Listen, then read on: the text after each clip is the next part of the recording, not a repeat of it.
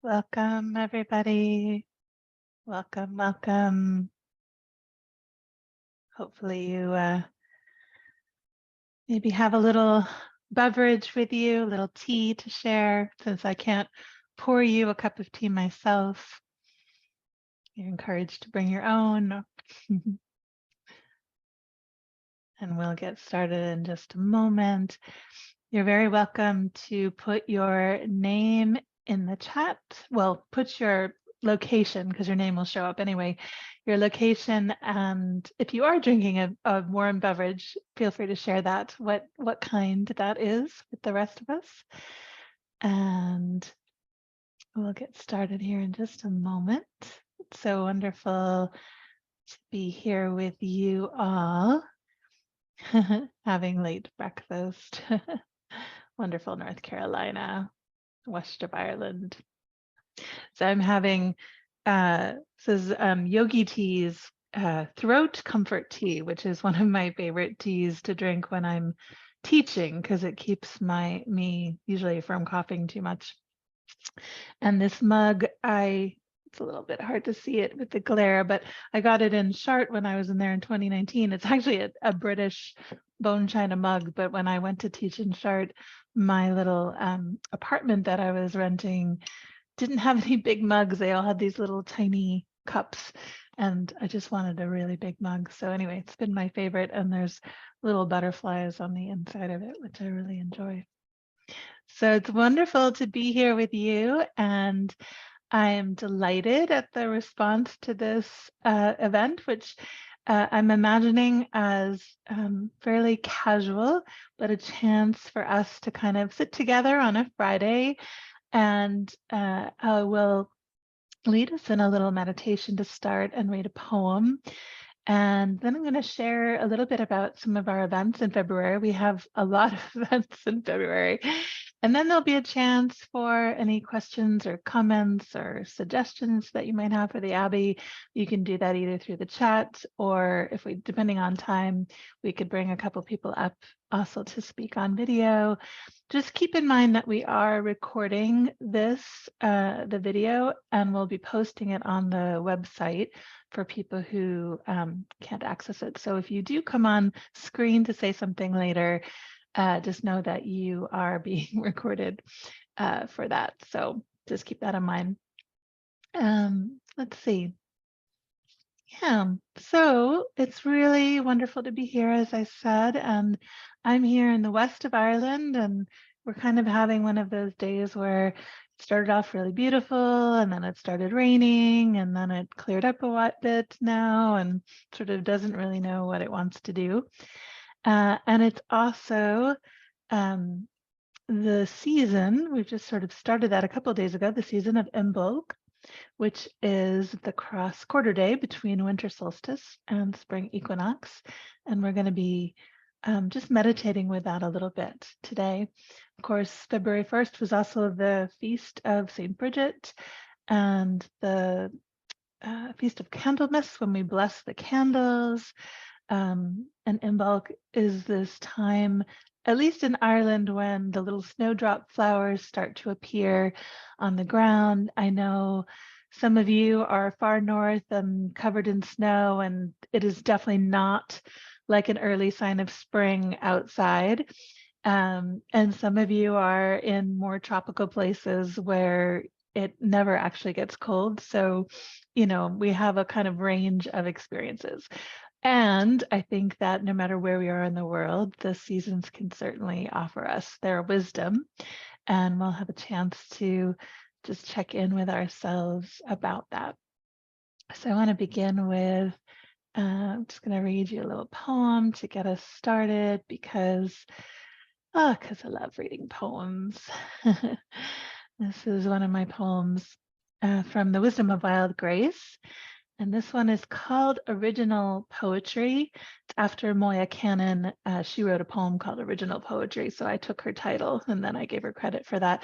She's a poet who lives in Dublin, but actually was originally from Galway. She's a lovely, lovely poet.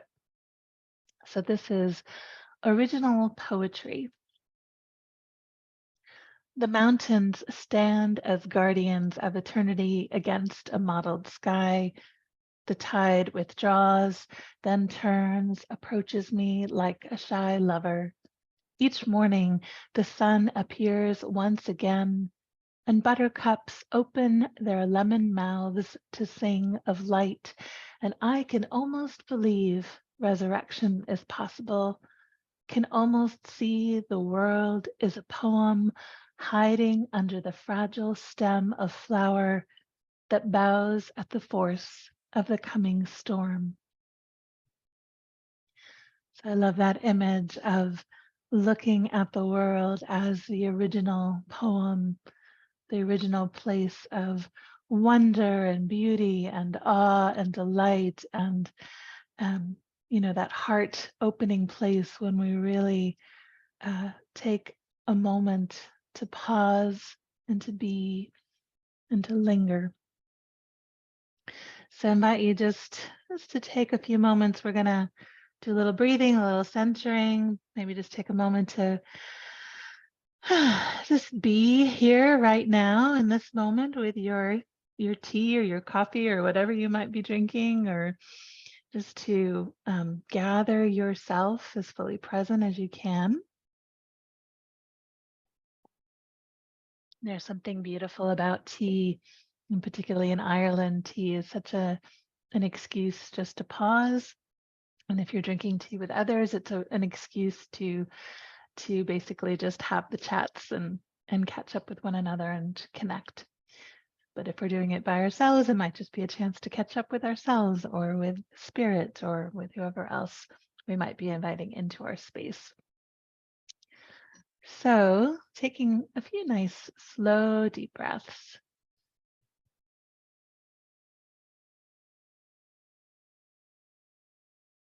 And imagining that you're bringing your awareness back here to this moment as fully as possible.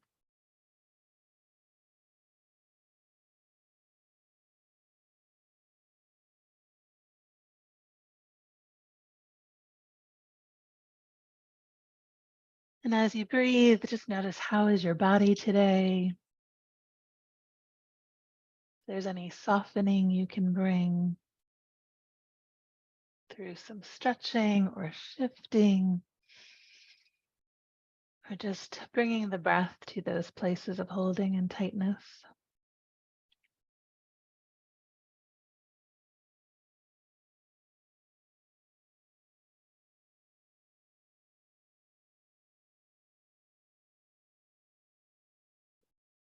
And then bringing your awareness down to your heart. So letting your breath help you carry your awareness out of your mind, out of the place of thinking and analyzing and planning, and dropping down into the heart, into that space of receptivity and openness and connection. And checking in, how am I today in my heart center, in my heart space? How am I feeling? And really just tuning in and listening to how you are without trying to change anything at all. You might be feeling multiple things. Just welcome that all in and just make a little space inside to breathe, to be present, to bring gentleness and compassion to yourself and whatever you're feeling right now.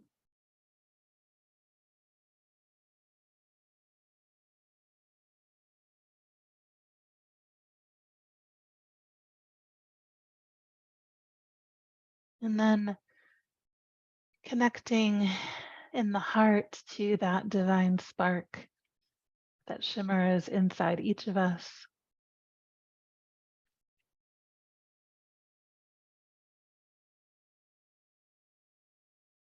Knowing that the presence of the beloved is as close as your breath and your heartbeat.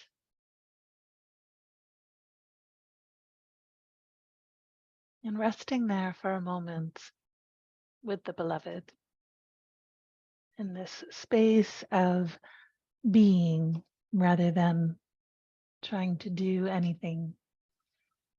And what a rare and precious gift that is to have a few moments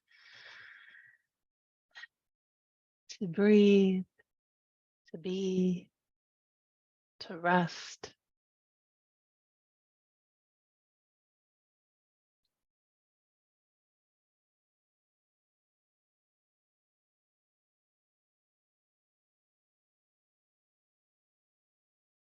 And then keeping this heart-centered connection and keeping your awareness of that divine presence with you.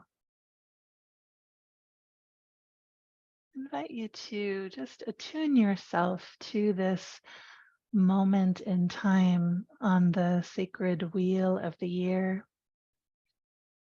That in the Celtic imagination is this time of Imbolc, which means in the belly. It comes from the image of the lambs growing heavy, or the sheep, I should say, growing heavy with the lambs in their bellies growing. And here in about a month and a half, there'll be baby lambs romping all over the fields. And many different indigenous cultures and traditions have some sort of acknowledgement or honoring of this turning point in the year. So resting here on this threshold moment to know this as a doorway into a new season, both a doorway into a new season in the world around you, but also potentially a doorway into a new internal season.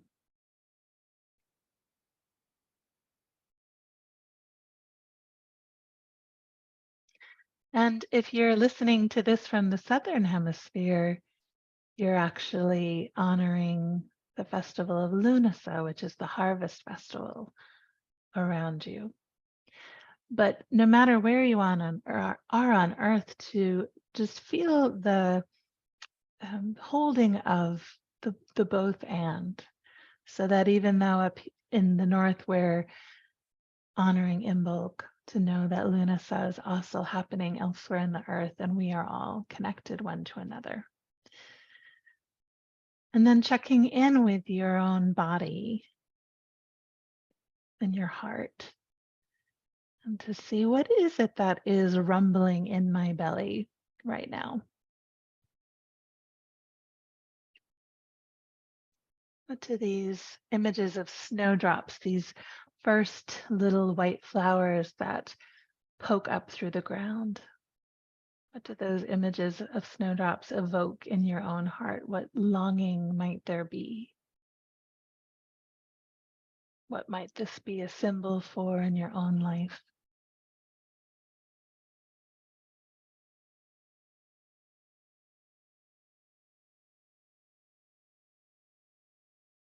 And just feel yourself in this in-between place, which is what a threshold is, in between the deep rest and quiet of winter, the mystery of winter, and the burgeoning and blossoming of spring, which is not quite here in its fullness, may not be here for many months. Just to feel, however subtle it is in the world around you, to feel that movement in the earth and to feel that movement in your own body and your own heart.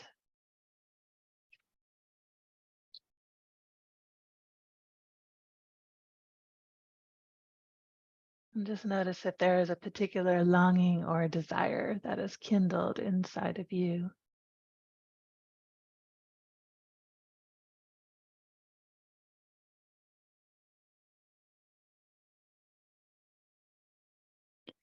And if your body could take a shape or a gesture to express this moment and time in your body being, in your heart, in your soul.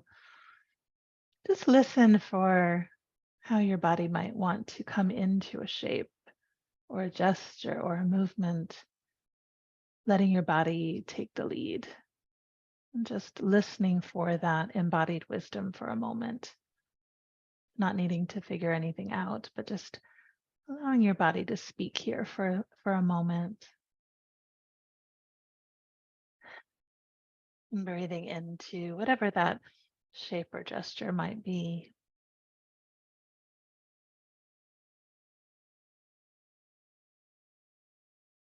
And if there is a word or a phrase that comes to you, just repeat that gently to yourself, or simply rest in the openness with the image. And then just ask for blessing from that divine spark, that divine presence in your heart on whatever that little rumbling is within you.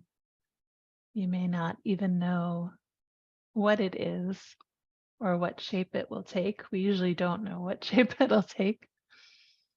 Just ask for blessing upon blessing for that little seed of possibility. And breathe that in and imagine yourself being showered with that gift of blessing.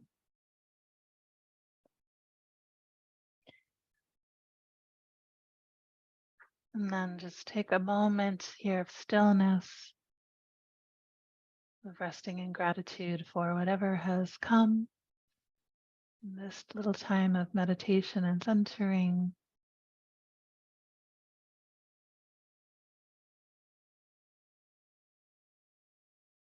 And I invite you to take 3 really nice, slow, deep breaths. And to very gently bring your awareness back to the room that you're in. And just allow a moment to orient yourself.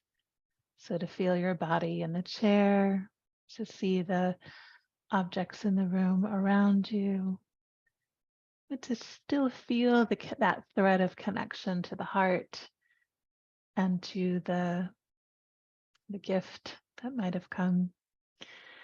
I'll invite you, if you want to share a word or an image or a phrase in the chat. I'd love to hear some of what came to you in that little moment of centering.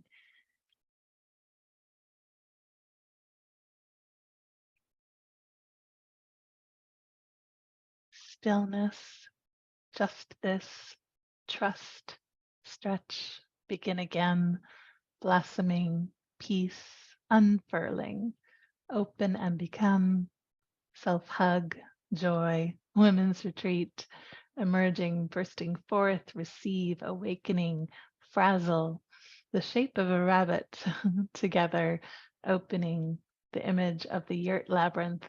I am to manifest hope, perspective, gentle, patient, awaiting, pressing through to show up, love, ingratitude, be desire for a renewed life. Let it be mystery, burgeoning, safe in embrace of love, heading forward, stretching and reaching, singing at hospice bedside. Be still and know that I am God. Christ holds all things together. Fluid, flourish, being held, beautiful. Listening, listen deeply. I love our collective poems that emerge in our chat. Healing of the little one within, the blessing of healing. I'm twirling or dancing. Sure, I'm in my skin, earth here today because the divine has carried me for 83 years. It's wonderful. Today I'm so blessed and breathe in gratitude. Beautiful. Curiosity about what is still hidden. Flight, romping and rumbling. I don't know. Beautiful. Thank you, my friends. Feel free to add any other images that come to you that you want to share in the chat. And I'm just going to share a little bit about what's coming up this month for a few minutes here, and then we'll have time for any comments or questions or suggestions, as I mentioned. So I'm just going to bring up a couple little screens just to give you some visuals, because I think that's helpful. We have a wonderful, our book club is our Lift Every Voice book club that I lead with Claudia Love-Meyer. Has been such a gift in my own life. And so every month we read a book by a contemplative writer of color. And this month is a book called Then They Came for Mine, Healing from the Trauma of Racial Violence by Tracy Michelle Lewis Diggets. And we had a great conversation with Tracy, and Tracy had a cousin who was shot in a Kroger's supermarket, shot and killed, an older woman. And that was the spark for this book. And it's a really beautiful reflection on some of the really hard work that we need to do to kind of come to a deeper place of healing, no matter whether we're Black or white or a different kind of person of color. So I really encourage you. We post the video podcast and the audio podcast. So I recommend that you buy the book, but you can also listen to that conversation just for some extra insight, because I think it's really important work in the world. Our monthly events, I know many of you know about these, but every month, the first Monday, Simon and I do a contemplative prayer service. So we'll have one on Monday, this coming Monday, and we'll be focusing on the Feast of Bridget. So it'll be an Imbolc theme, but it will be focusing more on Bridget than I was today. So you're very welcome to join us for that. There's singing and there's meditation. Therese is leading a centering prayer session next Wednesday. Therese has been leading these every month. Therese Taylor Stinson is one of our Wisdom Council members and just a lovely human being. So if you'd like joining others for centering prayer practice, you'd be welcome to do that. And then, of course, Melinda, who's our amazing admin support, but of course, she's much more than that, just a beautiful human being and yoga practitioner. She leads a lovely yoga practice. So that will be on the 16th of February. And then Simon's been leading Taizé Inspired Sacred Chant, which is on the 20th of February. All those things are on our calendar, and Melinda will send out a link to the calendar when she sends out the recording. So if anyone has questions about any of these events, you can just put that in the chat or wait a couple minutes and I'll open up the thing for questions and so forth. And then we have a couple of special events for February. Melanie DeMoore, if you're not familiar with her, she's an amazing singer, and I'm so delighted we connected with her several weeks ago, because we're going to use her beautiful song Sending You Light on the next album that we're producing, and we invited her to come do a song event for us. And she's a singer who definitely invites in participation, so I really encourage you to join Melanie DeMoore and to support her in that. I'm leading a Lenten retreat, which I know many of you really enjoy journeying together for those 6.5 weeks of Lent. And it's the theme is a different kind of fast, and we're going to be looking at all different ways that we can fast. So not just physical fasting, but more so focusing on fasting from things like being strong and holding it all together, or fasting from rushing and inattention and multitasking and certainty and all of these things that our culture tells us to do. We're going to focus on the wisdom of the scriptures and the desert elders to help us to soften and to release some of those patterns and habits. And then maybe at the end of Lent, you'll decide that you want to keep your fast going. And then Therese Taylor Stinson, who leads our centering prayer, she has a book coming out on Harriet Tubman as a public mystic, which is a fantastic book. And she's leading a retreat for us on Harriet. And she led a retreat a couple of years ago on Harriet Tubman and Howard Thurman, but she told me she's going to do all new content for this retreat. So I'm really looking forward to that. And then the last thing I just want to mention is our prayer cycles. So if you go to our website and you click on prayer cycles, we're so excited to have 4 weeks now of morning and evening prayer for you on the themes of Earth Monastery, On Monk in the World, Birthing the Holy, and The Soul of a Pilgrim. Those all have audio podcasts. The first 2 have video podcasts, and Birthing the Holy, the video podcasts are coming in May. So it takes a long time and a lot of effort, but that's a free resource for anybody. So we especially encourage you to pray with us. And if you get our daily emails, we actually have a link now to what day of the prayer cycle we're all praying together. You can pray whichever one you want, but if you like the idea of joining in with others, you can do that. And if you just get the Sunday newsletter, it'll tell you which prayer cycle to follow for that week. So, and we're working on a new prayer cycle for the fall on angel, saints, and ancestors, because I have a book called The Love of Thousands, and it's all about angels, saints, and ancestors. Some of you previewed some of that material last Lent with me and have also walked with me through ancestral wisdom many times through different programs.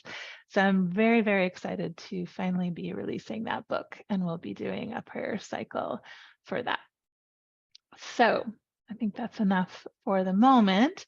If there are any questions anybody has, I'm just going to take a look at the chat. Maria says this is such a lovely gathering. You're very welcome. Betsy says Melanie is amazing. We use her music in hospice. Yeah, beautiful, beautiful. Yeah, she really is just such a powerful human being, and she considers herself like a singing activist, and yeah, it's just gorgeous. Yes, Anita, she's absolutely amazing. Love Melanie. Yay. So make sure you sign up and join us for that. All of our events are, of course, recorded just like this one. So if you can't make it live, these are so amazing. Just love your programs. Thank you for all of these offerings. You're very, very welcome. Yeah, for some reason, February seemed especially full, so I thought it would be fun. I've been thinking about doing a little casual tea, which would be just a free event for anybody to join who, whether you're a long-term member of our community and you wanted to just hang out with me and drink tea, or whether you're new to Abbey of the Arts and you just wanted to get a little bit of a sense of who we are. So that's that's kind of where this came from. And then February, I thought, I should share more about what we're doing. What is the name of your new book? When will it be available? Well, I actually have a book coming in May 1st called Love Holds Us, Poems and Devotions for Times of Uncertainty. So that's a third collection of poems that I'm publishing with Paraclete Press. And we'll do a little book launch in May. And then in September, also a book with love in its title. So it's a love themed year for me. The book on angels, saints, and ancestors is called The Love of Thousands. So referring to that web of presences, invisible presences beyond the veil. So but that book, The Love of Thousands, is not yet up for pre-order, but I will definitely let you know when it is. It should be fairly soon. I know they're working on getting the cover together.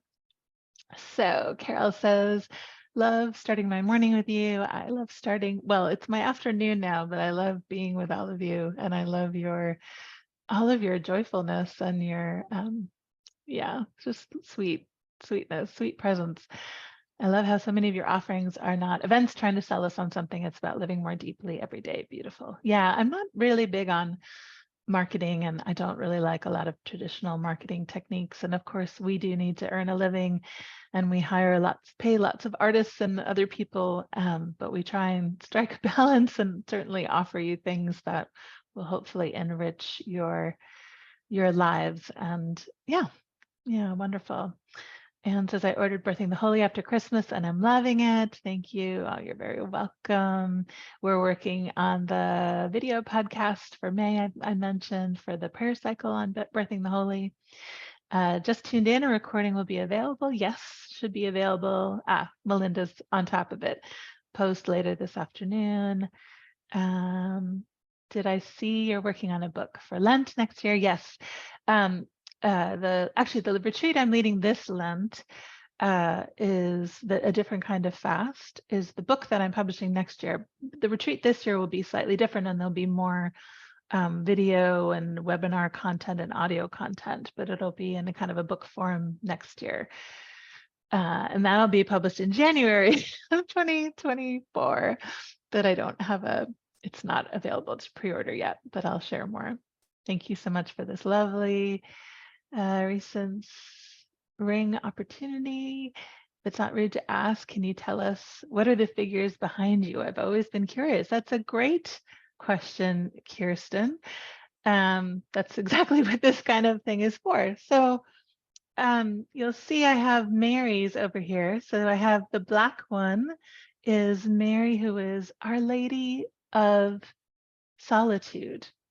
Our Lady of Solitude. In the middle there is Our Lady of Guadalupe, and then the white one there is Our Lady Mystical Rose. So those are all actually Mexican carvings, and I love the kind of Mexican folk art tradition and their devotion to Mary, and they have wonderful images of Mary. And then the metal cross there has Jesus on one side and Mary and the infant on the other, and the little the little chime thing that you shake is actually from Latvia, which is where some of my ancestors are from, and it's actually like a wedding chime, but I just kind of like the sound that it makes.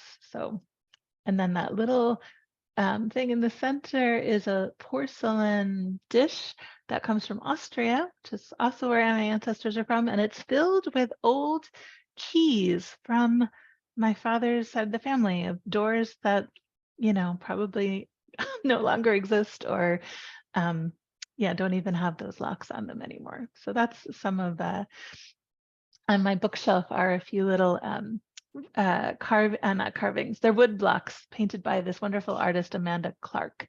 And she does all these wonderful kind of fairy tale art images. So let's see.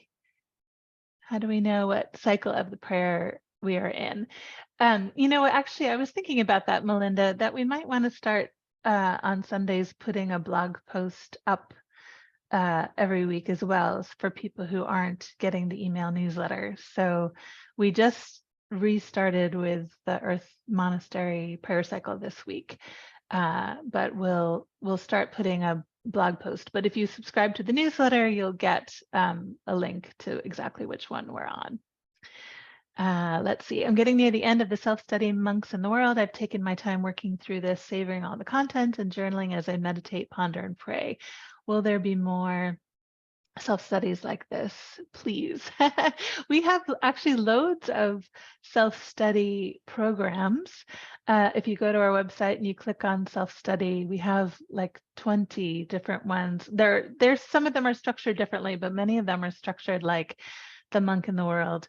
Now, the Monk in the World is the free one when you join our newsletter. The other ones do have fees to help support our work, but if you need scholarships to help support you in accessing those, just let us know. You can email us on our website and Melinda will gladly help you out with that.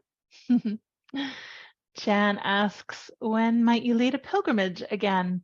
I'm assuming you mean an in-person pilgrimage, Jan, and the answer to that question at the moment is still to be determined. My health hasn't been great these last few months, and I'm finding I just need to go really gently, and doing an in-person program, particularly with lots of, I have a compromised immune system too, so with lots of viruses going around, for the time being, I am just staying cautious and doing the online programs. Not to say it won't ever happen, but for right now, it doesn't feel like the right time for me. We will offer another virtual pilgrimage, not till next year at Beltane. We're going to be filming that this year in May, but we have the Imbolc virtual pilgrimage from last year as a self-study, and we have the one from Samhain we did also last November. So you can go through those if you want a virtual experience of being in Ireland. how is sweet Cerny today, and how is Cerny healing? So for those of you who don't know, Cerny had a surgery a week ago. She had a mammary gland tumor removed and a lymph node. On the 2 years ago, she had a mammary gland tumor on the other side, and that was removed. And thankfully, the biopsy report showed clean margins and low-grade cancer, and she was okay. Then 2 years later, she has a tumor on the other side. We have that removed a week ago. We're still waiting on the biopsy report. She's doing great. She's ready to like be jumping up and down. So she doesn't quite know yet why we won't let her jump up on the bed by herself and we have to pick her up. But she's doing well, and I'll let you know once I hear back about the biopsy report, and hopefully that will be the same as last time. So my little sweetheart, she's been very dear these last few days, snuggling. To go with Our Lady of the Hot Mess, which you are reading now. Yeah, I read Our Lady of Hot Messes last week, which is our book club. It'll be our book club featured book in, I think it's in April, which I just love the title. So, and it's a great book too. So we have loads of wonderful books to read, and that book club podcast is all free for you. You just have to buy the book yourself. The first live program I did with the Abbey was based on your book, Illuminating the Way, audiocasts only. Are there any plans to repeat live versions of some of the older programs that are now self-study? Example, A Midwinter God. That's a great question too. So yeah, there are a couple. I'm definitely thinking of bringing Eyes of the Heart back because I've never done that with live webinars. So I want to offer that again. A Midwinter God is actually being turned into a book this year. So that will definitely be offered again at some point. But it's good to know that there is a hunger to revisit some of those programs. Gosh, these are great questions. Kristen Benson shared some of your poems with those who've gathered with her on Zoom. So glad to meet you today. Ah, that's lovely, lovely. Great, Janice. Welcome. Thank you. I'll check it out. Gladly pay the fees as they're valuable to my spiritual growth. That's lovely, Terry. Could you speak to how we can rest in our current state of health unrest with patience and trust? Yes, that is like the question of the moment, isn't it, Carol? Thank you for asking that. Yeah, I feel like the contemplative way is like a really profound call at this time. And I know that it's hard to rest when everything around us feels so unsteady and wobbly and disruptive and yeah, full of grief and all of those things. And I also believe that the contemplative path, which is what we try and cultivate here, is a path of resistance to all of those forces that want us to work ourselves, basically into illness, that want to exploit our labor for the profit of others, that want us to be alienated from one another. When we're in that contemplative space and we make time every day to ground and connect with the holy, and if we have this belief too in those angels, saints, and ancestors, and have this access to the love of thousands that I write about in this book that's coming up, and also to all of creation too, as a resource to help guide us and hold us, that I feel like it's like we're needed so much right now, those of us who are called to this contemplative way of being. We're needed to witness to another way of living in the world, of moving through the world, of of showing the world that slowness and living with mystery and not running to try and get certain answers. Fundamentalism is certainly a very appealing alternative for some people in times of uncertainty. And yet the contemplative path for me is about being able to rest in the mystery of it all. To the deeper we go into the contemplative way, the more I think that we cultivate compassion for ourselves and for the sacred other, for the stranger in our lives. In Ireland right now, we're having, because we have a lot of refugees coming still from Ukraine, and we have an asylum seekers program, we're getting more and more kind of far right demonstrations now against, housing some of those groups in certain towns. And it's disturbing. I'd say the far right group is not nearly as strong of a foothold in Ireland as it does in other places, thankfully, but I can see that growing. And so one of the things that a lot of people are doing is trying to do counter demonstrations to show, that refugees are welcome and that, we're here to be that presence of welcome and compassion. So it's a very long answer, but I guess what I wanted to say was I really believe that all of the things that we do here and all the things that we practice are to help us find some sort of sturdy ground beneath us, some sense of the resourcing of spirit and all of those other presences, and a commitment to these practices, which I think help us to shine a light on how we could be in the world with one another. And rest is definitely a big one of those. If you haven't read Rest is Resistance by Tricia Hersey, it's a great book. If you can follow her on the Nap Ministry on Instagram and Facebook.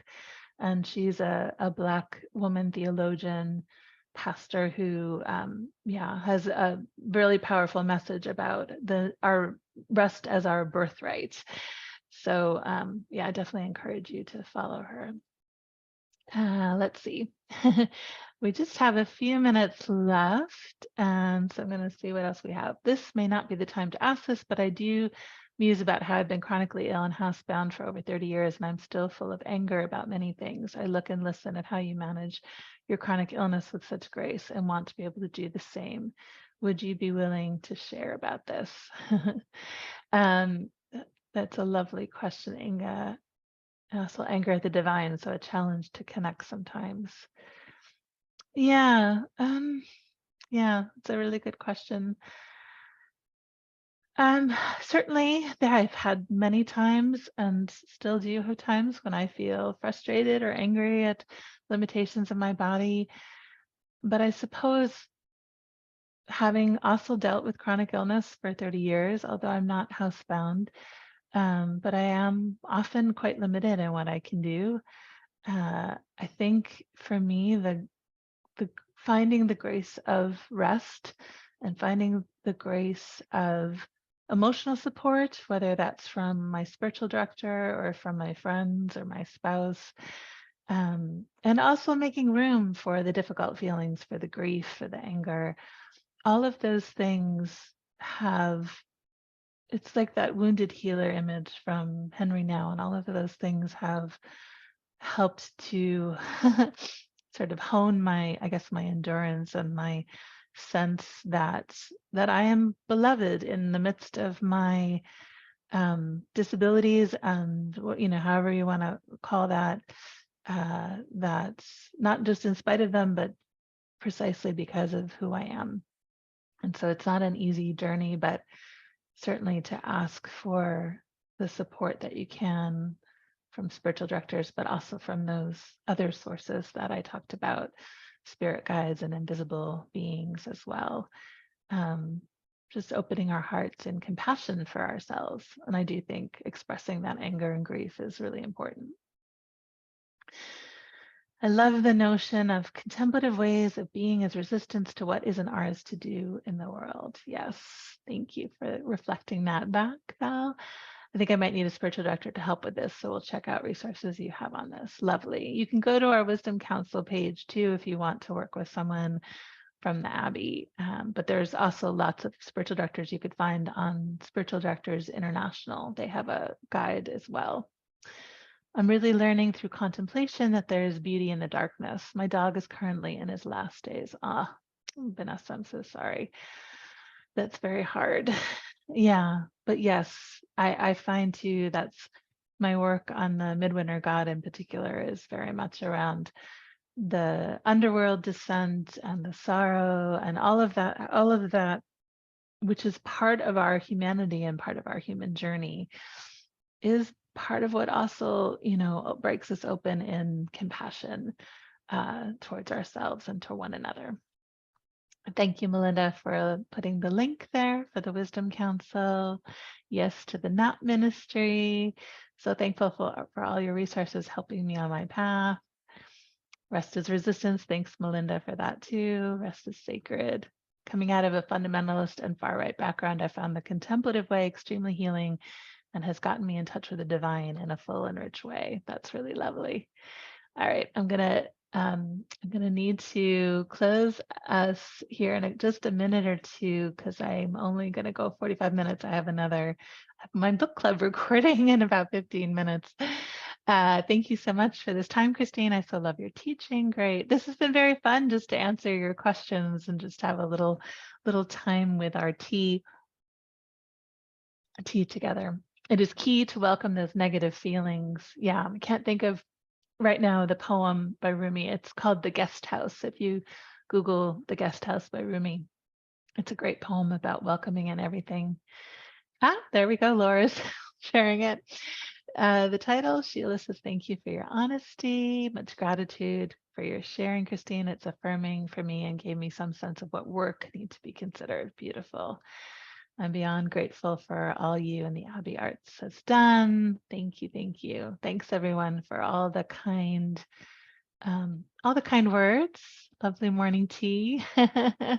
Your ministry of writing is a use of your valuable energy as an artist. Your artist rule and book of photography are my faves right now. Beautiful. Thank you for that. Yeah, I find the writing and also, the online teaching, I really enjoy because it's more sustainable energetically for me and I can show up to you. And yeah, it's just a really sweet, sweet gift. Thank you for hosting. Wonderful. I am going to close this with a poem. I'm just going to lovely. Nice to visit virtually. Thank you. Thanks, everyone. What a wonderful response. I'm just really delighted by all of that. And I'm happy to have a chance to share a few things that we might not normally get to share. I didn't get a chance to ask if anyone wanted to speak, but we didn't have, the time went really fast. So I didn't know if there'd be a lot of questions, but of course there was a lot of questions. So that's great. So let's just close with a little poem and I'll send you off into your day. So I invite you to take a couple of nice deep breaths again. And just to connect again to that Imbolc energy, that threshold space. And this poem is called Say Yes to the Muse. I met my muse today, a red tulip with cherry lips open to the sun, a chalice of daylight held up to my thirsty mouth. Another day she comes as the moon, large marble making arcs above, giving herself away until she's gone, and then returning becomes seed and slowly sends white blooms into the night again. Tomorrow she might arrive on thunderous waves of the sea, brine in my eyes and throat, or the soft caverns of shells strewn on shore, a reminder of the places I long to dwell. So thank you again, my friends. Just the poems are a reminder for us to part of the gift of the contemplative life is just a reminder to pay attention to the world and to pay attention to the beauty of the world. And I suppose that's when I really yield to the call to rest. I find that I am also, my heart is open to that gift of wonder more and more. So what a delight to be with you. I will take a look at the chat the chat transcript because I'm not able to read everything before we go, but I just want to send you lots of love and blessings. Hopefully we'll see you on Monday for our contemplative prayer service and for our Lent retreat. But check our calendar for all of those events, and much love. And yeah, we might think about doing this again next month. I'll post that when we've figured that schedule out. So much love and lots of blessings, my friends. See you soon.